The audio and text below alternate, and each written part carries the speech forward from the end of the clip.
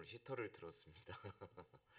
날씨가 갑자기 이렇게 추워져서 날씨 올해는 안 추워질 줄 알았는데 겨울이 안 올 줄 알았는데 또 때가 되니까 겨울이 왔습니다.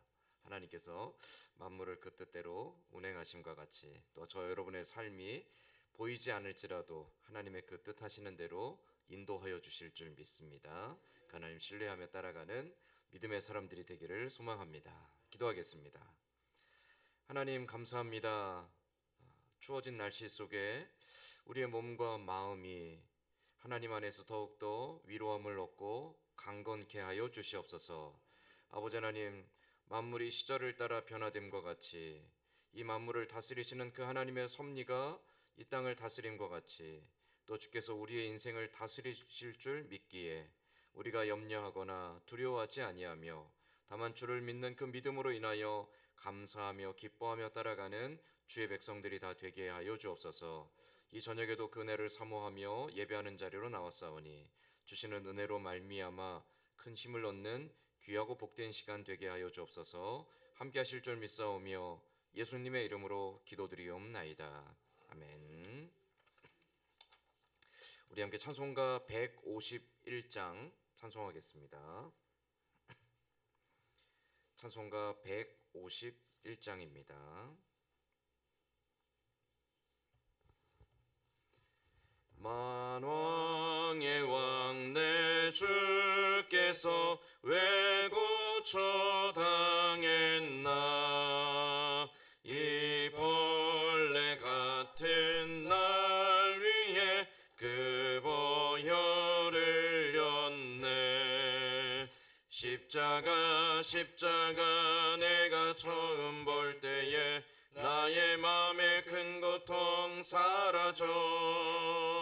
오늘 믿고서 내 눈 밝았네. 참 내 기쁨 영원하도다.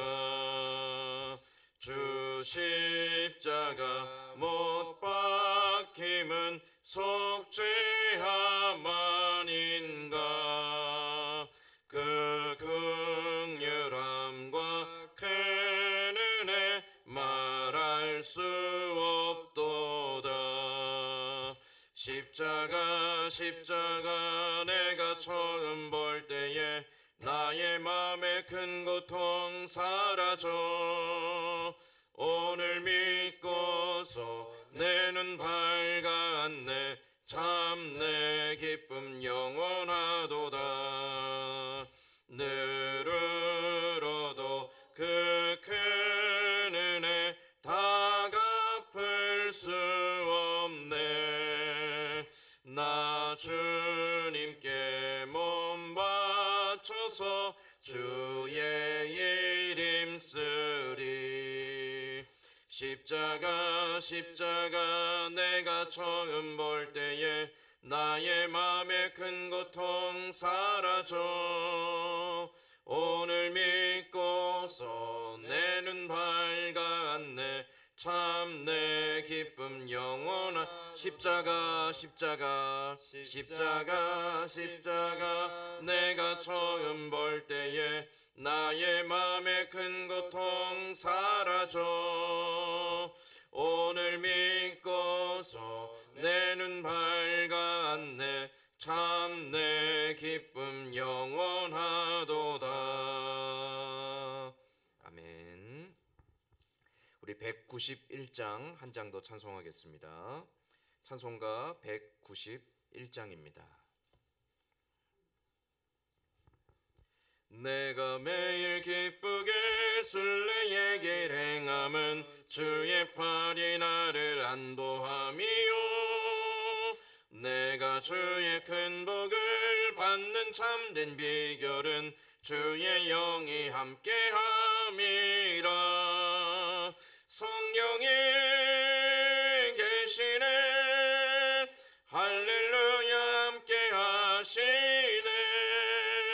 좁은 길을 걸으며 밤낮 기뻐하는 것 주의 영이 함께함이라. 전에 죄에 빠져서 평안함이 없을 때 예수 십자가의 공로 힘입어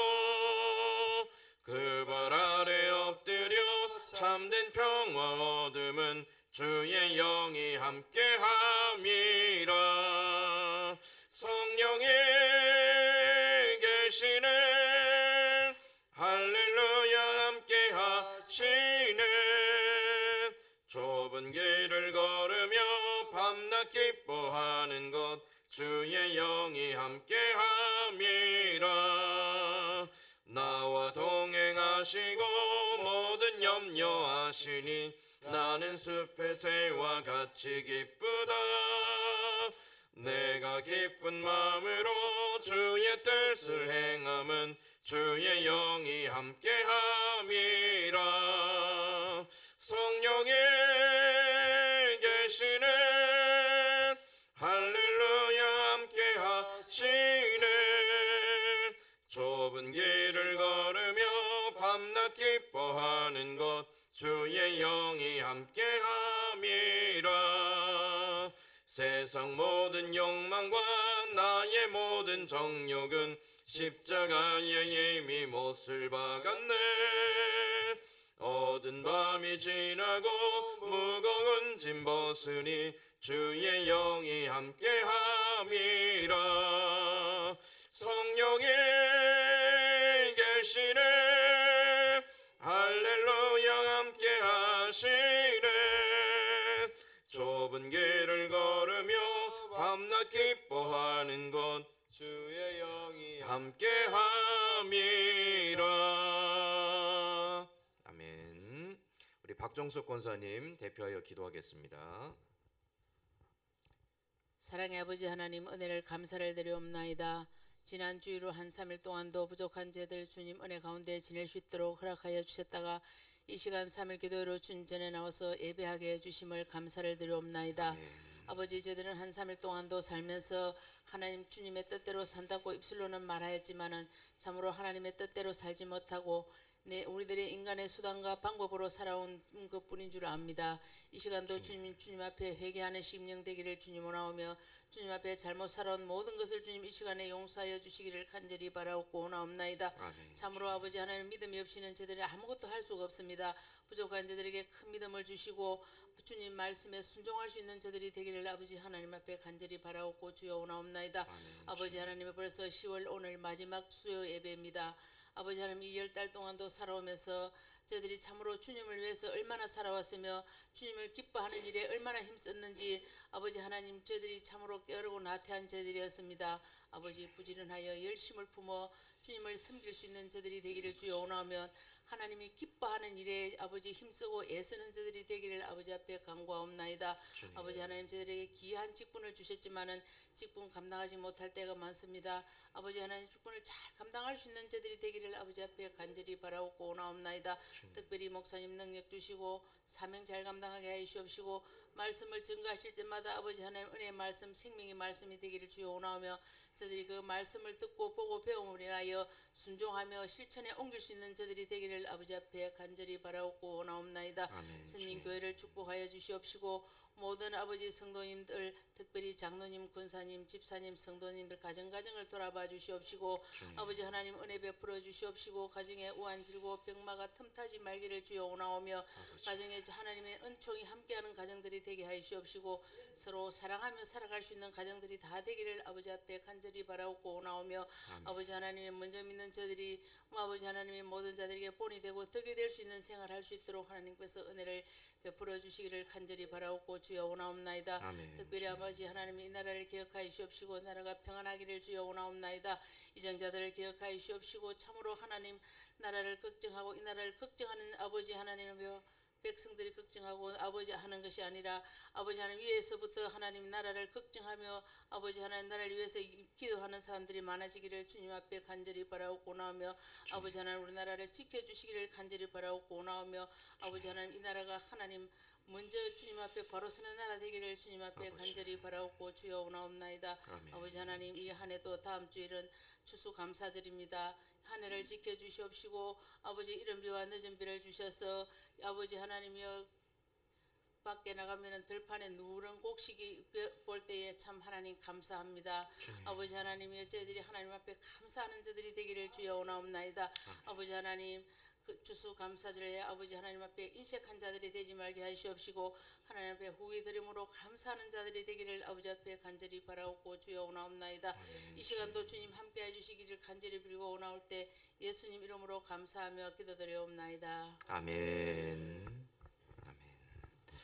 오늘 우리 같이 읽을 하나님 말씀은 신약성경 빌립보서 1장 20절에서 26절까지 말씀입니다.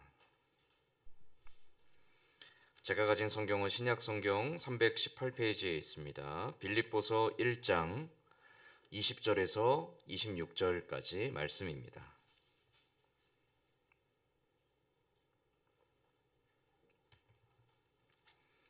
빌립보서 1장 20절에서 26절까지 말씀, 저와 여러분이 돌아가며 한 절씩 교독하겠습니다.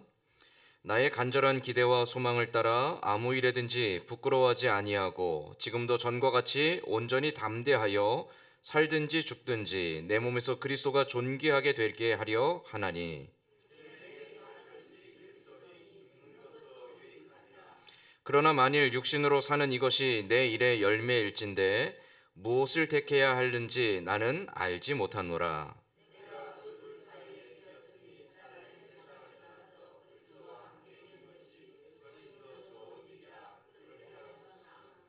내가 육신으로 있는 것이 너희를 위하여 더 유익하리라.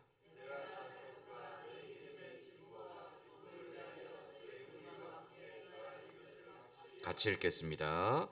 내가 다시 너희와 같이 있으므로 그리스도 예수 안에서 너희 자랑이 나로 말미암아 풍성하게 하려 함이라. 아멘. 여러분은 주변의 이웃들에게 혹은 함께 일하는 주변의 동료들에게 어떤 사람이라고 인정을 받고 계신가요? 이게 참 우리에게 평생도록 굉장히 큰 무거운 짐이기도 한데요. 나를 아는 사람들이 나를 어떤 사람이라고 기억하고 있을까요? 뭐 그 좋은 모습으로 기억하는 것도 있고 또 나쁜 모습으로 기억하는 것도 있겠죠. 사실은 저는 아직도 좀 부끄럽고 두렵습니다. 그래서 어디 나가서 목사라고 잘 못합니다. 혹시라도 내가 목사인 걸 알고 저 사람이 실망할까봐 목사라고 잘 말을 못합니다. 제가 미용실을 다니는 데가 하나 있거든요. 사천에 와서 미용실을 2번 옮겼습니다.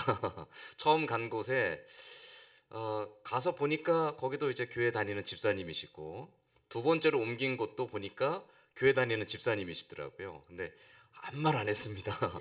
아무 말 안 하고 그냥 가서 조용히 머리만 깎고 오는데, 내가 혹시라도 조그만 실수라도 보여서 그게 누군가에게 시험이 되지 않을까, 혹시 그것 때문에 실망하고 실족하지 않을까라는 두려움 때문에 이게 선뜻 말하기가 되게 부끄러울 일들이 좀 많이 있습니다. 근데 사실 이런 것이 단순히 기우가 아니라 지금 우리 사회에서 교회 혹은 교회 다니는 사람들 하면 이미지가 굉장히 안 좋습니다. 과거 우리 선배들, 우리 조상들이 신앙생활 하실 때, 우리 한국교회가 이제 막 시작하고 막 부흥하고 한국교회가 이 땅에서 막 성장할 그때 선교 초기의 모습들을 보면 교회는 세상에서 굉장히 신뢰받고 존경받았습니다. 교회 다니는 사람들 하면 묻지도 않고 그냥 신뢰할 만한 사람들, 그렇게 여겼습니다. 항상 정직하고 착하고 선한 일 할 줄 알고 남들을 위해서 희생도 하고 양보도 하는 사람들, 그냥 교회 안 다니는 사람도, 심지어 교회를 핍박하는 사람도 교회는 그런 사람들이 모인 곳이라고 여겼다라는 거죠. 그래 과거에는요, 부모가 교회를 안 다녀도 애는 주일학교 보내려고 했습니다. 왜냐하면 교회 가면 좋은 거 배운다고, 교회 가면 그래도 애가 예수를 믿는지 안 믿는지 모르겠지만 교회를 가면 그래도 바른 인성의 사람이 될 수 있다라고 여겨서 부모들이 교회를 보내는 일들이 종종 있었습니다. 근데 지금은 좀 그렇지 않죠. 왜 그럴까요? 교회가 사실은 과거보다도 훨씬 더 풍요롭고 과거보다도 훨씬 더 윤택해졌습니다. 그런데 교회가 어려움이 없고 근심이 없고 풍성하고 윤택해지면 질수록 교회가 좀 잘못된 병폐에 빠지기 시작했습니다. 특히 뭐 다른 세계 다른 나라 교회들은 잘 모르겠지만 한국 교회의 현실만을 놓고 보면 한국 교회가 크게 폭발적으로 성장하고 부흥하는 그 과정들 속에서 교회가 하나님을 향한 순수한 열정과 순수한 사랑보다도 무엇에 많이 치중했냐면 겉으로 보여지는 교세, 교인들이 얼마나 많은지, 우리 교회 건물이 몇 평인지, 몇 층짜리인지, 또 우리 교회 차가 몇 대고, 우리 교회 재정이 1년에 얼마인지, 이게 이상하게 교회의 주요 관심거리가 돼버렸습니다. 그걸 자랑을 하죠. 우리 교회는 몇 명 나와, 우리 교회는 이번에 새로 건축했어, 우리 교회는 이번에 재정이 얼마큼 돼. 그게 이상하게 교회의 자랑거리가 돼가면서 경쟁적으로 교회가 자기 배를 불리는 일에 집념을 갖기 시작합니다. 그렇게 80년대, 90년대, 2000년대를 지나오면서 교회가 점점 세상 사람들과 똑같은 가치관을 갖게 됩니다. 세상 사람들이, 하나님을 알지 못하는 사람들이 가지고 있는 가치관, 이 땅에서 잘되고 풍족하고 넉넉하고 성공하는 그 가치관이 교회에도 똑같이 심어졌다는 거죠. 또 교회 다니는 사람들도요. 어떻게 하면 더 잘되고 어떻게 하면 더 성공하고 어떻게 하면 더 부자가 될 것인지 여기에 창념하며 하나님을 어떤 분으로 여기냐면 마치 내가 기도하면 하늘의 금고를 열어서 나에게 채워주시는 분으로 여기기 시작합니다. 제가 예전에 어느 교회에 부흥회를 한다고 그 소식을 들었는데요. 부흥회 강사로 오신 분이 그런 설교를 했다고 그래서 참 너무 속상하고 마음이 아팠습니다. 하나님은 하늘은행의 은행장이시고 우리는 그 하늘은행에 매주 저축을 한대요. 뭐 그렇게 이해하실 수도 있습니다. 그런데 그분이 그 뒤에 뭐라고 했냐면 내가 하나님 앞에 드리는 만큼 하나님이 거기에 이자를 쳐서 나에게 갚아주실 것이다. 그 말을 듣는 순간 굉장히 많이 좀 불쾌하기도 하고 굉장히 많이 속상하기도 했습니다. 이게 지금 교회의 현실이 아닌가. 그 모습을 보면서 세상 사람들, 교회 안 다니는 사람들, 심지어 교회 안에 있는 사람들은 어떤 생각을 할까요? 야, 교회도 똑같구나 라고 생각을 합니다. 교회 다니나 안 다니나 똑같구나. 우리가 절에 가서 복을 빌든지 우리가 팔공산에 올라가서 갑바 위에 복을 빌든지 교회에 나가서 복을 빌든지 똑같다라고 여깁니다. 신앙생활이라는 것이 우리의 창조주 하나님을 기억하고 그 하나님을 사랑하고 그 하나님 앞에 순종하고 헌신하며 따라가는 길이라는 신앙의 가장 근본적인 것들은 사라져 버렸고 내가 어떻게 하면 이 땅에서 내가 원하는 소원들을 성취하고 어떻게 하면 내가 복을 받을지에만 창념하는 그냥 세상과 똑같은 종교로 변질해 가고 있는 것이 사실은 오늘 한국 교회의 아픈 현실입니다. 그러니까 세상 사람들이 뭐라고 여기냐면 교회도 똑같다. 심지어 뭐라고 말하냐면 교회도 장사 속이다 라고 말합니다. 부끄러운 얘기지만 목사들이 설교에서 헌금 많이 하라고 해야 자기 월급 많이 받아간다. 안 믿는 사람들 그렇게 이야기합니다. 저는 월급 받는 게 아니라 사례를 받습니다. 교회에서 헌금을 많이 해도 제가 받는 건 똑같습니다 얘기해도 교회 안 다니는 분들을 잘 이해 못하세요. 교회 안 다니는 분들이 좀 친해지면 얘기할 때 종종 물어보시거든요. 목사님 좀 교회 헌금은 많이 들어옵니까? 헌금 많이 들어와야 목사님도 좀 가져가는 것도 많을 텐데 그런 얘기 종종 하시거든요. 그렇게 여긴다라는 거죠. 교회는 그런 곳이 아닌데 그렇게 교회가 세상 사람들과 똑같이 자기 탐욕과 자기 정욕과 자기 욕망과 성공에 집착하며 살아가고 있다라고 여겨지는 순간 세상 사람들은 어떻게 봅니까? 교회를 통해서 하나님을 보는 것이 아니라 교회를 통해서 세상과 똑같은 욕망에 사로잡혀 있는 사람들만을 보게 되는 것이고요. 그럼 교회는 결국 가져야 될 순수한 맛을 잃어버리게 되는 겁니다. 자, 복음서에서 예수님이 뭐라고 하시죠? 소금이 만약 그 맛을 잃어버리면 밖에 버리워져서 짓밟히게 된다라고 하죠. 한국 교회가 지금 세상 속에서 조롱을 당하고 세상 속에서 비난을 당하고 세상 속에서 멸시를 당하는 이유가 무엇일까요?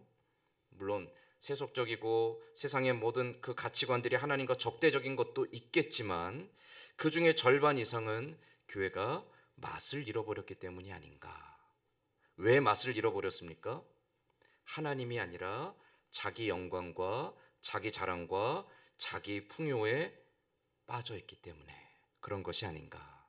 그런 고민들을 할 때마다 좀 부끄럽기도 하고 마음이 아프기도 합니다. 굳이 왜 그렇게 좀 안 좋은 이야기들로 시작을 했냐면 오늘 우리가 읽은 이 빌립보서 이 말씀 속에서 바로 그 고민이 담겨져 있기 때문이에요. 자, 이 말씀은 바울이 구금되어 있는 동안 빌립보 교회에 보낸 편지라고 그랬죠. 근데 그 편지 가운데 오늘 우리가 읽은 20절 말씀을 다시 한번 보시면 바울이 빌립보 교회 성도들에게 약간 자기 고백적이고 자기 선언적으로 이렇게 표현하고 있습니다. 20절 같이 읽어보겠습니다.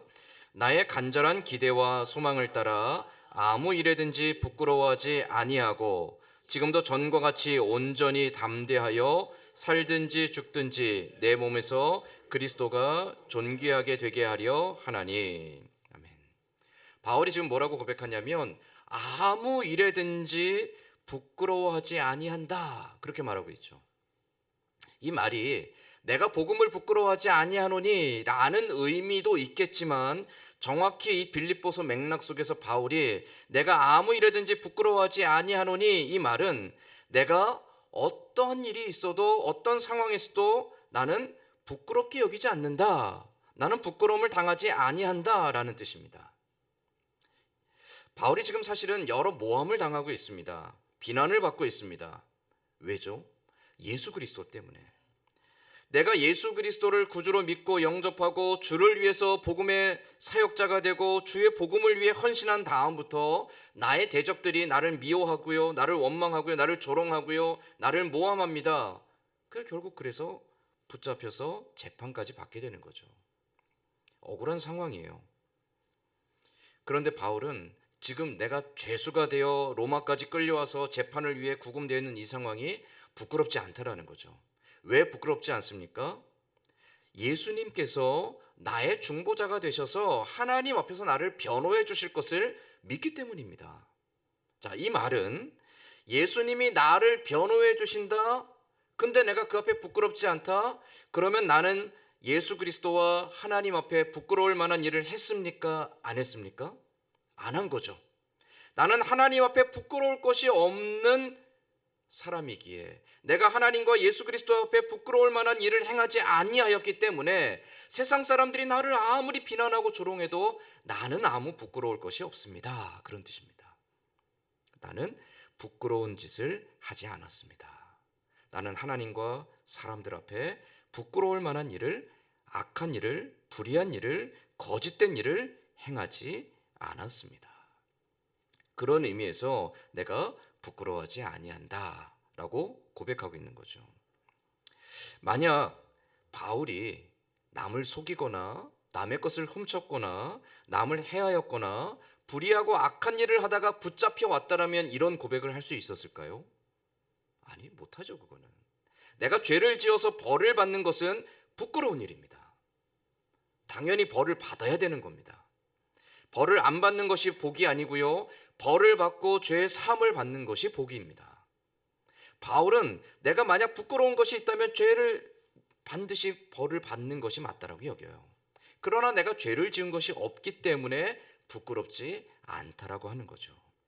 베드로전서 4장 15절과 16절 말씀에 보면 베드로 사도가 이렇게 이야기하고 있습니다. 베드로전서 4장 15절과 16절 말씀에 너희 중에 누구든지 살인이나 도둑질이나 악행이나 남의 일을 간섭하는 자로 고난을 받지 말려니와 만일 그리스도인으로 고난을 받으면 부끄러워하지 말고 도리어 그 이름으로 하나님께 영광을 돌리라. 자, 무슨 말이겠습니까? 내가 나쁜 일을 하고 불의한 일을 하고 죄를 지어서 벌을 받는 것은 떳떳한 게 아니라는 거예요. 당연히 수치스럽고 부끄러워해야 될 일이라는 거죠. 그러나 내가 그런 죄를 지은 것이 아니라 다만 하나님의 뜻을 기뻐하고 하나님을 사모하며 따라갔는데 그로 인해서 고난을 받는다? 그런 부끄러워할 것이 없다라는 뜻이죠. 바울의 고백이 지금 딱 그와 같습니다. 내가 하나님 앞에 부끄러운 것이 없기 때문에 지금 죄수가 되어도 부끄러워하지 않습니다.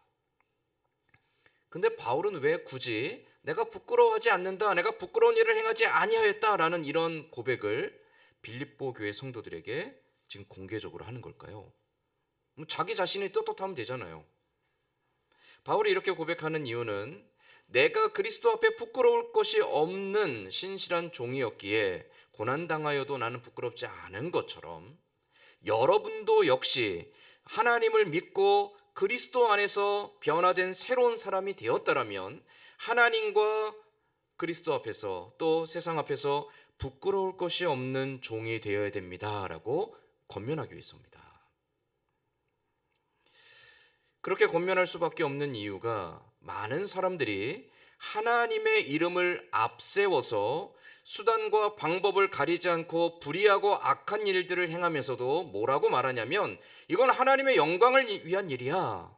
내가 하나님을 위해서 어쩔 수 없어 라고 핑계한다는 거죠. 자기의 불의한 일들을 정당화한다는 거죠. 내가 거짓을 말해서 하나님을 이롭게 할 수 있다면 그건 괜찮아. 내가 남의 것을 빼앗아서 하나님을 위할 수 있다면 그건 괜찮아. 그렇지 않다라는 거예요. 내가 부끄러울 짓을 하면서 하나님 앞에 서면 그건 내가 부끄러운 자라는 거죠.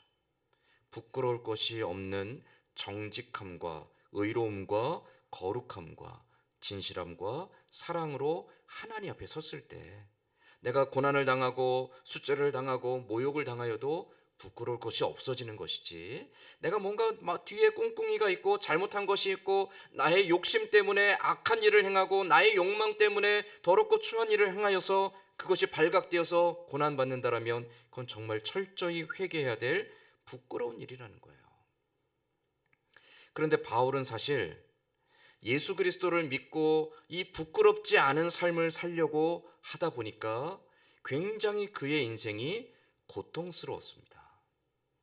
쉽지가 않았다라는 거죠. 얼마큼 어려웠을까요? 23절 말씀에 보면 죽고 싶을 만큼 힘들었습니다. 23절에 보니까 내가 그 둘 사이에 끼었으니 차라리 세상을 떠나서 그리스도와 함께 있는 것이 훨씬 더 좋은 일이라 그렇게 하고 싶으나, 쉽게 말하면 한마디로 말하면요, 죽고 싶다라는 말입니다. 나 차라리 빨리 지금 죽었으면 좋겠다. 여러분, 내가 죽고 싶다라고 여길 만큼 고통스러워 본 적이 있으신가요? 사람이 정말 깊은 절망과 아무리 봐도 답이 보이지 않고 헤쳐나갈 길이 보이지 않으면 정말 죽고 싶은 마음이 생기죠. 그게 저 사람은 의지가 약해서 그래서가 아니라 이 정말 코너에 몰려서 인생의 가장 나락에 떨어지면 정말 죽음을 생각할 만큼 사람이 절박해진다는 거죠. 절망스러워진다는 거죠. 바울이 그랬습니다. 왜 이렇게 죽음을 생각할 만큼 괴로웠을까요? 예수 그리스도를 믿기 전에는, 예수 그리스도를 구주로 영접하기 전에는 바울은요, 두려울 것이 없는 사람이었습니다. 모든 것에 자신감이 있었고 모든 것이 자기 뜻대로 이루어질 수 있는 능력을 가진 것처럼 여겼던 사람입니다. 사람들 앞에 당당했고요, 사람들 앞에 언제든지 리더로서 서 있었습니다. 그런데 예수 그리스도를 믿고 구주로 영접한 다음부터 바울이 변화되었습니다. 어떻게 변화되었냐면 이제는 내가 하고 싶은 것들과 내 자랑과 나의 영광스러운 것들과 내가 해야겠다라고 여기는 것들과 나에게 유익이 되는 것들을 버리고 하나님이 기뻐하시는 바가 무엇인지를 끊임없이 고민하고 찾으며 그 하나님의 기뻐하시는 바를 위해서 나를 자꾸만 쳐서 복종시켜야 되니까 그 삶이 너무나 고통스러웠던 거죠. 내가 하고 싶은 대로 하지 못해요. 내가 가고자 하는 대로 가지 않습니다. 내가 자존심이 상해도 참아야 합니다. 내가 불이익을 당해도 참아야 됩니다. 내가 모함을 당해도 참아야 됩니다. 그 삶이 너무 고통스러운 거예요. 예수 그리스도를 구주로 영접하기 전에는 그런 일을 당하면 어떻게 했습니까? 맞받아 쳤죠. 나를 짓밟으려고 하는 사람은 내가 더 강하게 그들을 억누르고 짓밟아서 무시당하지 않으려고 했죠. 그러나 예수 그리스도를 구주로 영접한 다음에는 내가 주를 위해서 참는 겁니다. 주를 위해서 내가 견디는 겁니다. 주를 위해서 내가 내 자신을 더 낮은 자로 종으로 쳐서 복종시키며 살아갑니다. 그 삶이 너무나 고통스러운 거예요.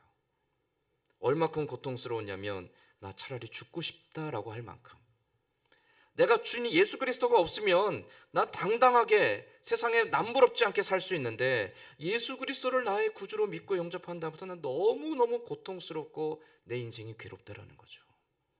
왜 그렇게 살아갑니까? 바보같이. 당당하게 살아가면 되잖아요. 근데 바울은 예수 그리스도를 구주로 영접한 다음부터 자기에게 분명한 인생의 목적이 생겼다라고 고백합니다. 그게 다시 처음으로 돌아가서 20절 내용이에요. 자, 20절 말씀을 다시 보면 바울이 뭐라고 고백합니까? 나의 간절한 기대와 소망을 따라 아무 일에든지 부끄러워하지 아니하고 지금도 전과 같이 온전히 담대하여 살든지 죽든지 내 몸에서 그리스도가 존귀하게 되게 하려 하나니. 살아도 되고 죽어도 돼요. 나 죽어도 괜찮아요. 어떻게만 되면 그리스도께서 존귀하게만 되면.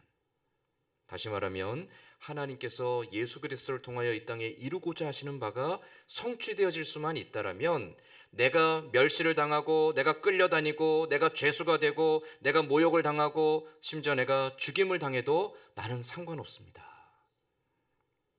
그 고백이 21절에서 다시 한번 반복됩니다. 21절에 같이 읽어보겠습니다. 21절 말씀 같이 읽겠습니다. 이는 내게 사는 것이 그리스도니 죽는 것도 유익함이라. 아멘. 나의 간절한 기대와 소망이 무엇입니까? 내게 사는 것이 그리스도니 죽는 것도 유익함이라. 주님, 주께서 그 뜻을 이루시기 원하신다라면 내가 실패자가 되고요, 내가 바보가 돼도 좋고요, 내가 이 땅에서 버림을 받아도 좋고요, 내가 멸시를 당해도 좋습니다. 심지어 내가 끌려다니다가 죽임을 당해도 좋습니다. 주님이 그 뜻을 이루실 수만 있다라면 주님의 뜻이 이루어지는 것이 내게 가장 유익한 일입니다 라고 바울이 그렇게 고백하죠. 내가 그러한 삶을 살기 위해 나의 간절한 기대와 소망이 그렇게 주의 뜻을 이루기 위해 나는 낮아지고 주는 높아지는 것입니다. 이러한 삶이 나의 간절한 기대와 소망입니다 라고 바울은 빌립보 교회에 고백하면서 여러분도 그리스도를 사랑한다라면 이러한 삶을 살아가시길 바랍니다 라고 권면하고 있는 거죠. 많은 사람들이 생각할 겁니다. 바울이 더 오래 살아서 더 많은 영향력을 가지고 더 큰 일들을 했으면 그게 하나님의 영광이 아니었을까?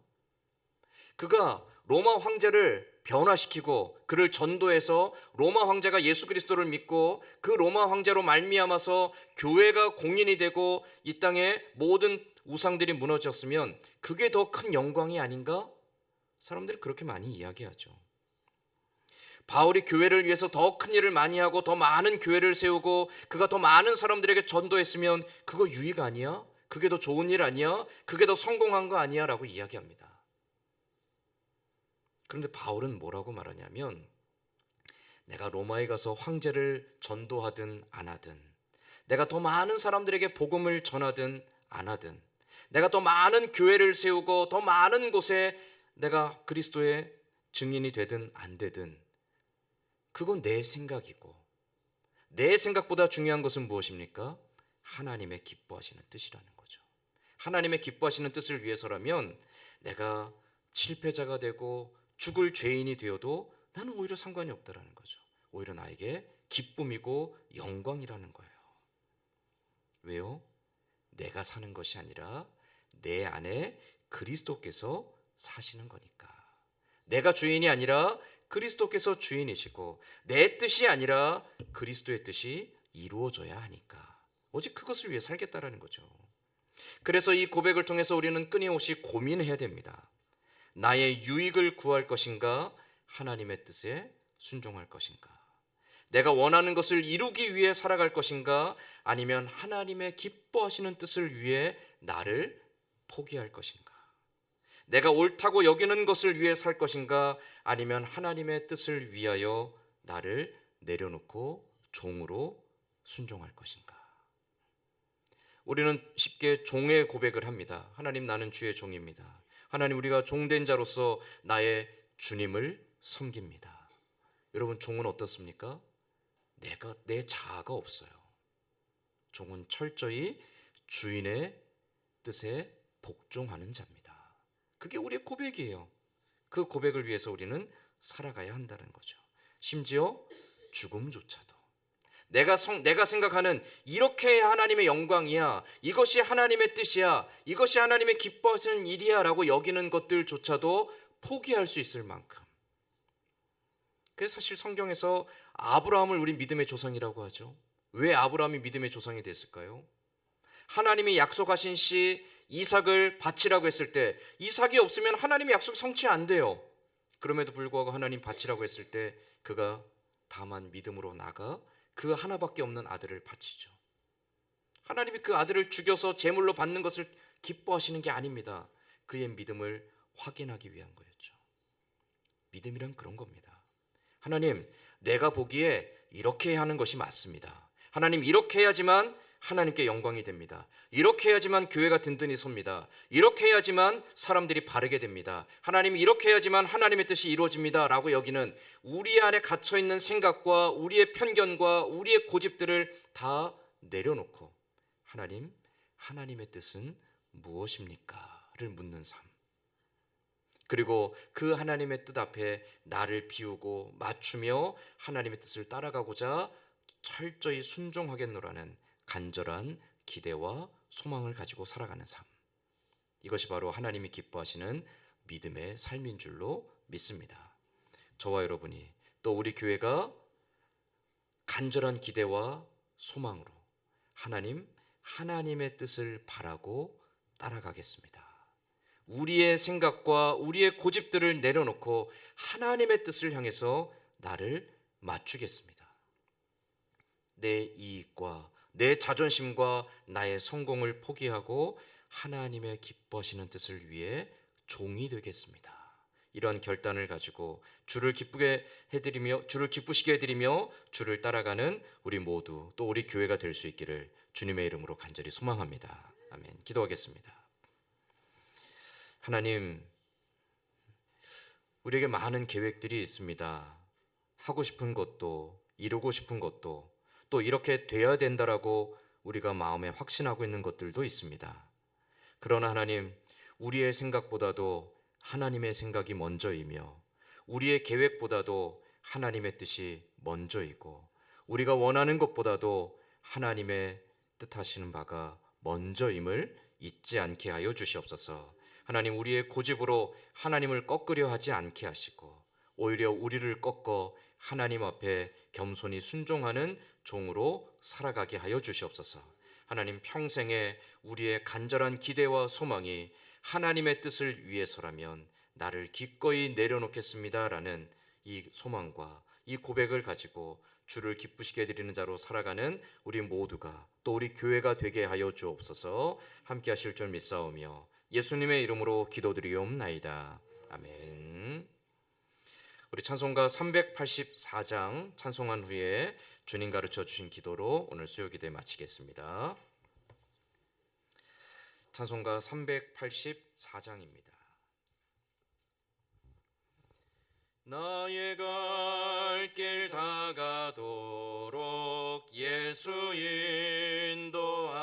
인도하시니 내 주 안에 있는 긍휼 어찌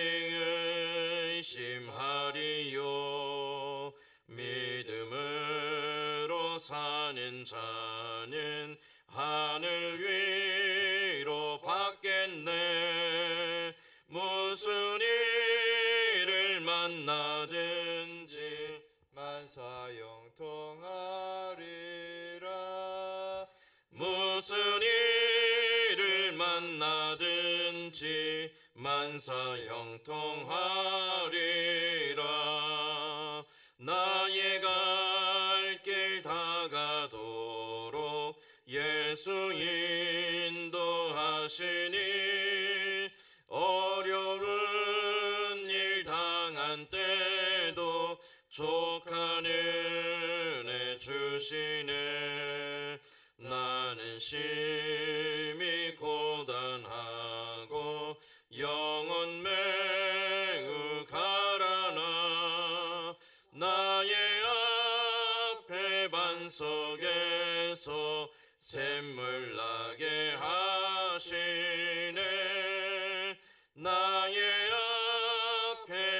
반석에서 샘물 나게 하시네. 나의 갈 길 다가도록 예수 인도하시니 그의 사랑 어찌 큰지 말로 알 수 없도다. 성령 감화 받은 영혼 하늘 날아갈 때에 영영 부를 나의 찬송 예수 인도하셨네. 영영 부를 나의 찬송 예수 인도하셨네. 아멘. 주님 가르쳐 주신 기도로 오늘 수요기도 마치겠습니다. 하늘에 계신 우리 아버지여, 이름이 거룩히 여김을 받으시오며 나라의 임하옵시며 뜻이 하늘에서 이루어진 것 같이 땅에서도 이루어지리이다. 오늘날 우리에게 일용할 양식을 주옵시고 우리가 우리에게 죄 지은 자를 사하여 준 것 같이 우리 죄를 사하여 주옵시고 우리를 시험에 들게 하지 마옵시고 다만 악에서 구하옵소서. 대개 나라와 권세와 영광이 아버지께 영원히 있사옵나이다. 아멘. 교회 소식 전하겠습니다. 우리 돌아오는 주일 추수감사 주일로 지킵니다. 우리 원래는 11월 셋째 주로 추수감사주일을 전통적으로 지켜왔는데 추수하는 시기에 특별히 추수하고 첫 수확을 하나님께 드리는 것이 가장 의미가 있지 않을까라는 고백으로 우리 교회는 이제 매년 11월 첫 주일에 추수감사주일을 지키기로 했습니다. 기억하시고 기도하고 참석하시기 바랍니다. 주일 오후 찬양 예배는 식사와 교제의 시간으로 대신하도록 하겠습니다. 우리 김봉달 권사님 내일 모레 금요일에 퇴원하시고 진주에 있는 예손병원에 다시 입원해서 재활치료 한 2주에서 3주 정도 재활치료하기로 했습니다. 잘 회복될 수 있도록 위해서 많이 기도해 주시고요. 또한 우리 영육간에 연약한 성도들, 연로하신 어르신들 환절기에 건강 상하지 않도록 많이 기도해 주시기 바랍니다. 그리고 독감 주사 안 맞으신 분들은 꼭 맞으시기 바랍니다. 올해 독감이 크게 유행한답니다. 독감 주사 꼭 맞으시고 건강 관리 잘 하셔서 추운 환절기에 건강 상하는 일 없기를 바랍니다. 이상으로 수요 기도회 모두 마치겠습니다.